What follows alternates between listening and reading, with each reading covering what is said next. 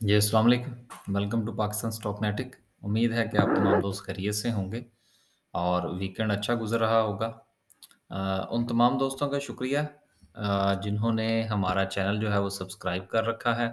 ये हमारा contact number है, अगर हमसे रब्ता फ़रमाना चाहें तो फ़रमा सकते हैं।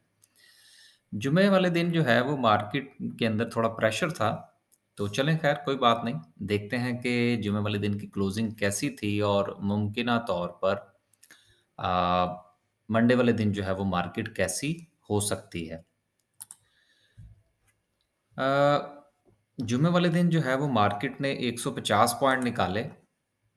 ये केएसई 100 की हम बात कर रहे हैं, 150 पॉइंट्स निकले मार्केट में से। देखिए, जुमे वाले दिन से पहले भी अगर आप जुमेरात को देखें और बुध वाले दिन को भी देखें, अगर मार्केट में ये आगे जाएँगे हम इंशाल्लाह, तो कैंडलस्टिक चार्ट पर भी इस बात को डिस्कस करने की कोशिश करेंगे। मार्केट के अंदर जो है वो सेलिंग प्रेशर जो है वो देखने में आ रहा है। मार्केट रेंज बाउंड भी है, इसके साथ-साथ मार्केट पर सेलिंग प्रेशर भी है। तो दोनों चीज़ें जो हैं वो मार्केट में कुछ पॉज़िटिव ट्रेंड बनने में बहुत बड़ी रुकावट हैं। शायद उसकी एक रीज़न ये भी है कि मार्केट में इस सोच के साथ लोग बैठे हैं कि शायद ये मैं बात अब इस हवाले से करने लगा हूँ कि मार्केट में जो एक साइडवेज़ चल रही है और एक कोई डाउनफॉल देखने में नहीं आ रही, इसकी क्या रीज़न है? इसकी रीज़न ये है और अप ट्रेंड क्यों देखने में नज़र नहीं आ रहा? इसकी दोनों की जो रीज़न है वो आपका मिनी बजट है। मिनी बजट के हवाले से कभी जो है वो ये न्यूज़ आ जाती है जी कि वो कैबिनेट से वापस ले लिया गया, कभी कुछ, कभी कुछ। हालाँकि मेरा जहाँ तक ख़्याल है, बजट जो है इनको हर हालत में मंज़ूर करवाना पड़ेगा। क्योंकि फ़ाइनेंशियल पोज़ीशन ऐसी है पाकिस्तान की कि इनको आईएमएफ के प्रोग्राम की ज़रूरत पड़ेगी। उसके बगैर शायद इनका सर्वाइवल बहुत मुश्किल होगा। इसलिए मेरा ये ख़्याल है कि मिनी बजट इस वीक में आएगा और उसके बाद ये जो डायरेक्शन है मार्केट की, ये किसी न किसी तरफ जो है ये ऊँट बैठ जाएगा। एक चीज़। दूसरी चीज़ ये है कि जो कोरोना के हवाले से मामलात हैं वर्ल्ड वाइड उनमें बहरहाल हर गुज़रते हुए दिन के साथ हो रहा है इज़ाफ़ा। जहाँ तक ताल्लुक है 24 तारीख के हवाले से मैंने गुज़ारिश की थी, उसके पीछे भी काफ़ी वजूहात थी और उन वजूहात में से एक वजह ये भी थी। अब वहाँ पर चूँकि यूरोप के अंदर तो हो गई हैं छुट्टियाँ, अब कोई 1 डेढ़ वीक जो है वो इसमें गुज़रेगा, फिर न्यू ईयर के मामलात चलेंगे और फिर कोई 5 तारीख तक तकरीबन 2 तारीख तक खैर मामलात काफ़ी सुधर जाते हैं। उसके बाद फिर जो है वो कुछ पता लगेगा कि मामलात किस तरफ जाते हैं। लिहाज़ा मेरा ये ख़्याल है कि आने वाले 1 हफ़्ते के अंदर मार्केट जो है वो कुछ ख़ास मूव शायद ना दिखाए इंटरनेशनल पॉइंट ऑफ व्यू से। और मेरा ख़्याल है हमें भी थोड़ा-सा मुहतात ही रहना चाहिए। लेकिन अगर किसी शेयर के अंदर बहुत अच्छी आपको कोई बाइंग प्राइस मिल रही हो तो उस पर बाय करने में कोई मुज़ायका नहीं है। हम भी ऐसा ही कर रहे हैं। ख़ैर ये तो शुरू में एक थोड़ा-सा बात थी मेरे ज़हन में, वो मैंने एक्सप्लेन कर दी। अब चलते हैं एज़ यूजुअल। आगे चलते हैं जी और ऑल शेयर में देखते हैं क्या पोजीशन रही तो 100 पॉइंट निकले हैं। 100 पॉइंट्स का ऑल शेयर्स में से निकला बहरहाल सिग्निफिकेंट होता है। आगे चलें जी केएमआई 30 की बात करें। अब केएमआई 30 में जब पॉइंट्स के पढ़ने की बारी होती है तो इसके अंदर कुछ पॉइंट्स पढ़ते नहीं हैं। लेकिन जब निकलने की बारी होती है तो ये मल्टीप्लाई बाय 3 के हिसाब से निकल जाते हैं। लेकिन बहरहाल आज ऐसा नहीं हुआ और मल्टीप्लाई बाय 2 ही शायद निकल पाए हैं, वो भी पूरे नहीं है। 150 300 निकलने चाहिए थे, नहीं निकले। 275 हैं। तो चलें, काफ़ी हद तक ये देखा जा सकता है कि इसमें भी कुछ मंदी रुकती हुई नज़र आ रही है। देखिए, अगर आप आने वाले दिनों में अपने आप को कुछ थोड़ा-सा लॉन्ग टर्म का इन्वेस्टर समझते हैं, तो मेरा ख़्याल है केएमआई 30 की जो कंपनीज़ हैं, उनके ऊपर थोड़ा गौर फ़रमाना चाहिए। उनमें से आपको कुछ ऐसे ज़रूर मिल जाएँगे शेयर्स, जिनमें आप लॉन्ग टर्म के लिए पोज़ीशन बना सकते हैं। आगे चलते हैं। अभी बहरहाल हम ऐसे किसी लॉन्ग टर्म के मूड में नहीं हैं, ये मैं अब आपको बता दूँ। आगे चलें जी और देखते हैं कि सर्किट ब्रेकर क्या कहता है। आज 1-2 बातें हैं मज़ीद ज़हन के अंदर अगर वो याद रहीं तो ज़रूर डिस्कस होंगी, नहीं तो फिर कभी से। अ, आज भी माशाल्लाह 10 कंपनीज़ जो हैं वो अपर कैप हैं, लेकिन अगर वॉल्यूम पॉइंट ऑफ व्यू से देखा जाए तो कोयटा नेक्स्ट, अल्टरनेट एनर्जी। अब ये देखिए, एक चीज़ यहाँ पर मैं बस पॉइंट आउट करूँगा, उसके बाद फिर हम आगे चलेंगे। देखिए, अल्टरनेट एनर्जी के हवाले से मैंने कल एक बात कही थी कि एक आध कैप आप देखें और उसके बाद आप इसमें से एग्ज़िट ले लीजिएगा। अब आप ये देखिए कि आज जो इसके अंदर वॉल्यूम लगा है, तो लगभग 1 मिलियन का वॉल्यूम है, जबकि इससे पहले इसके अंदर कैप तो लगते रहे हैं, लेकिन वॉल्यूम नहीं था।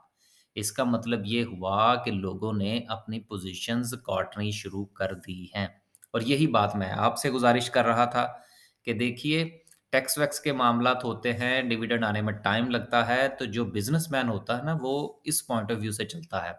उसने उसने प्रॉफ़िट भी देखना होता है और उसके साथ-साथ उसने वक़्त को भी देखना होता है, ठीक है ना? अगर एक चीज़ आपको 1 महीने के बाद ट्रांसफ़र होगी और आज जो है वो अगर आपको कोई ₹1 कम मिल रही है, तो वो उसको प्रेफ़र करते हैं।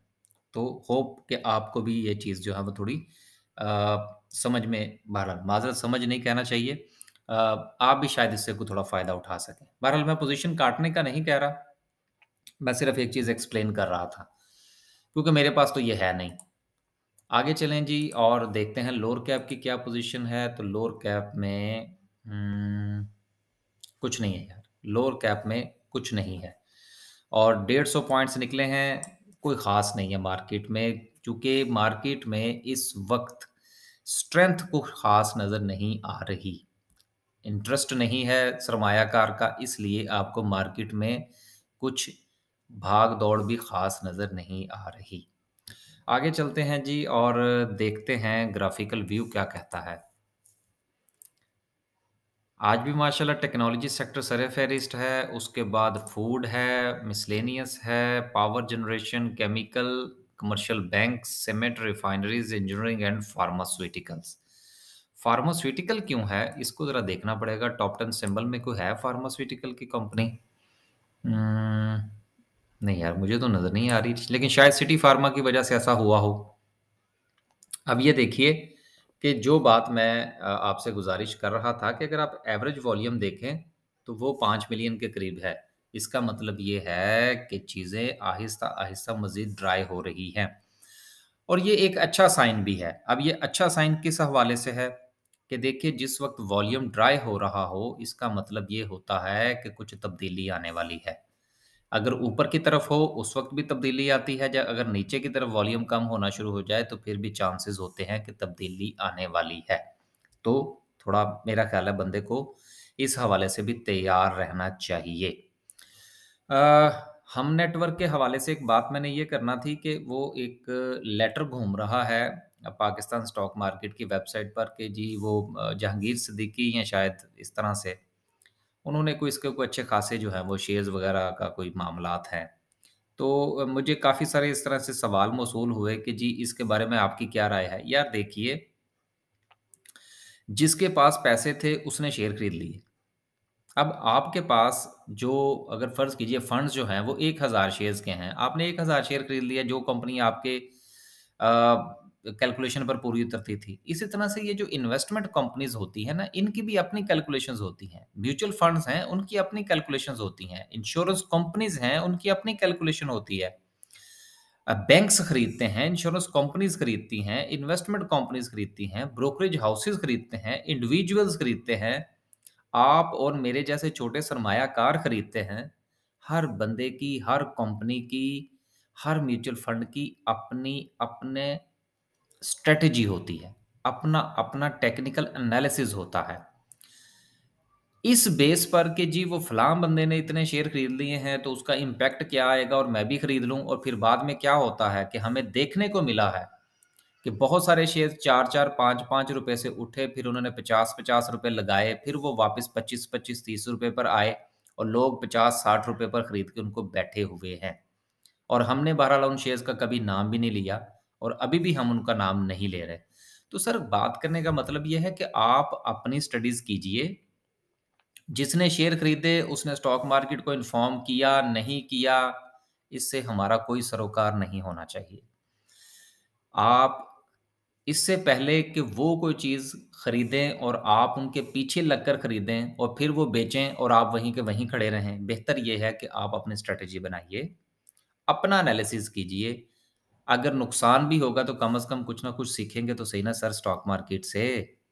लेकिन अगर आपने एनालिसिस भी नहीं करना, सिर्फ महज़ इस बुनियाद पर खरीदना है कि जी वो फलाँ कंपनी ने खरीदा है तो हम भी खरीद लें, तो फिर ठीक है, आप वो भी खरीदते रहें, आप भी खरीदते रहें, वो बेचेंगे, आप वहीं खड़े रहेंगे।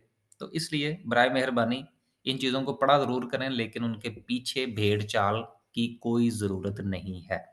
आगे चलते हैं। आगे चलते हैं जी और देखते हैं कि आज की कैंडल क्या कहती है। देखिए, आज की कैंडल अगेन अपने प्रीवियस कैंडल्स की तरह जो है वो बिल्कुल उसके ऊपर बहुत ज़्यादा सेलिंग प्रेशर शो हो रहा है। आज वीडियो आप सोच रहे होंगे काफ़ी वो क्या कहते हैं धीमी-धीमी सी है, फीकी-फीकी सी है। फीकी-फीकी चलती हैं यार आजकल कुछ, मसरूफ़ियत थोड़ी-सी बढ़ गई है किसी हवाले से। वो इंशाल्लाह चंद दिनों तक आपको बताएँगे क्यों बढ़ गई है। लेकिन चलते हैं आगे। कैंडल्स जो हैं ये गुज़िश्ता अगर आप कैंडल्स का जायज़ा लें, ज़रा यार इस पर थोड़ी-सी बात हो जाए। ज़रा मार्कर खोल लें ज़रा इसका। अब ये देखिए, अगर आप ये इन तमाम कैंडल्स का जायज़ा लीजिए, 4 कैंडल्स का, तो चारों की चारों जो है इनके ऊपर एक अच्छी खासी जो है वो विक है जो कि सेलिंग प्रेशर को शो कर रही है। लेकिन एक अच्छी बात ये है कि मार्केट में चूँकि इस कदर वॉल्यूम नहीं है, ये भी एक इस वक़्त वो क्या कहते हैं कभी-कभी जो है वो वॉल्यूम का ना होना भी एक अच्छी अच्छी जो है वो बात समझी जाती है। अगर इस कदर वॉल्यूम होता मार्केट में, जो कि नॉर्मली मार्केट में ट्रेड होती हैं चीज़ें, तो शायद मार्केट जो है वो ये नीचे वाली रेजिस्टेंस को तोड़ के नीचे की तरफ चली जाती। लेकिन चूँकि बहुत कम लोग इस वक़्त मार्केट के अंदर इंटरेस्टेड हैं, शायद यही वजह है कि मार्केट अपनी इस साइडवेज़ मूवमेंट को सस्टेन किए हुए हैं। और देयर इज़ अ चांसेस कि कोई अच्छी न्यूज़ आए, तो मार्केट जो है ये यहाँ से बाउंस बैक करे। और अगर कोई बुरी न्यूज़ आती है तो देन फिर तो मजबूरी है मार्केट की नीचे जाना। अब आपकी या हमारी स्ट्रैटेजी जो है इसमें शायद थोड़ा फ़र्क होगा। हमारी स्ट्रैटेजी ये है इस वक़्त कि 24 तक हमने काफ़ी ज़्यादा जो है वो सेलिंग के ऊपर ज़ोर रखा, कुछ चीज़ें बाय भी की। अब हम इंतज़ार करेंगे मंडे वाले और ट्यूसडे 2 दिन जो है वो हम देखेंगे कि मार्केट के अंदर क्या स्ट्रैटेजी बनती है। गवर्नमेंट की तरफ से कोई बात आती है, मार्केट क्या अपना रुख इख्तियार करती है, उसके बाद फिर हम अपनी कोई बाइंग या सेलिंग स्ट्रैटेजी दोबारा से बनाएँगे। आगे चलें जी और देखते हैं आरएसआई क्या कहता है। आरएसआई फ्लैट है, बिल्कुल कुछ नहीं है उसके अंदर। आप देखिए बिल्कुल वो क्या कहते हैं, लमलेट हुआ हुआ है, कुछ नहीं है इसके अंदर। लिहाज़ा मेरा ख़्याल है इसके ऊपर डिस्कशन बनती नहीं है। एमएससीडी की बात करें,